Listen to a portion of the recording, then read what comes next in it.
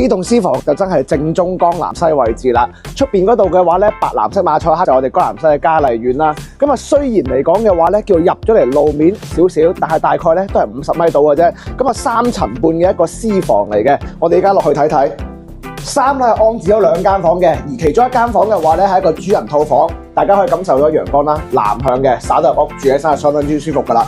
衛生間嘅位置嘅話咧，雖然叫做有少少細客，但係2個人用起身嘅話咧都 OK 噶啦。咁啊，另外一間細房嘅話咧，同樣都做晒櫃啦，而且有個單邊嘅採光窗嘅，層高嚟講咧都係冇問題嘅。落埋2樓睇。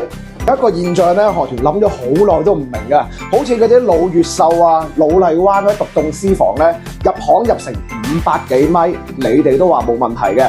但係一嚟到海珠區，稍為入嗰50米唔係馬路邊咧，你哋都拗晒頭嘅。即係呢一個問題嘅話咧，我思考咗好耐，真係完全諗唔明白。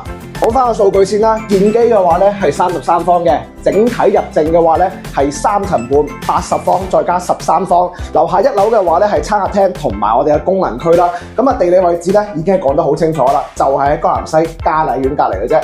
總價300萬都唔使，可以攞低成棟嘢嘅。如果有興趣嘅，關注我團，帶你過嚟睇。